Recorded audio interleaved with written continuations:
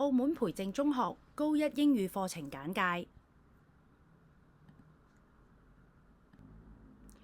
高一英語課程多元化，同學有機會參加英語進階班、雅思培訓班以及不同類型英語活動社團、工作坊、參觀活動以及暑期學術交流。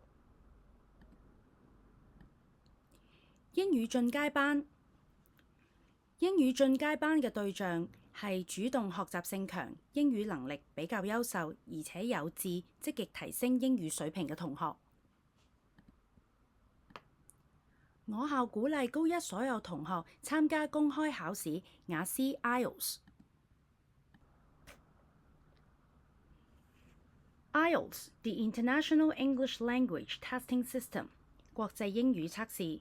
佢係全球最多人考嘅英語考試，由劍橋大學英語考試院設計。測試分有聽說讀寫4個部分，每項最高分為9分。喺外地升學，通常會要求考生雅思英語水平喺6分或者7分以上。咁同學點解要學 IELTS 呢？因為雅思考試係最具說服力嘅英語能力證明，而且可以幫助同學有更好嘅升學機會。由高一開始，我校嘅英語課程就會滲入 IELTS 嘅元素。另外，因應同學嘅不同要求，我哋仲開設有課後嘅IELTS 課程以及暑期嘅密集課程。考試成功達標嘅同學，亦都可以申請豁免校內英語課程。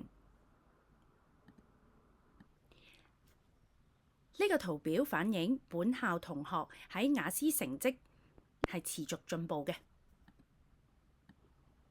而近年，我校考試同學當中，約有70%嘅同學成功考得 IELTS 6.5分或以上。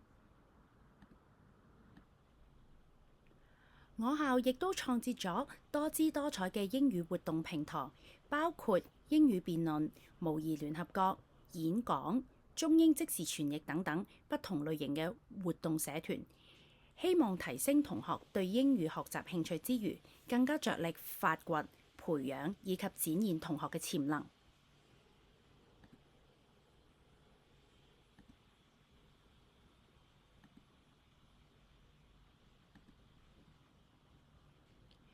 如果大家想了解更多，可以直接聯繫你哋嘅英文老師。多謝各位。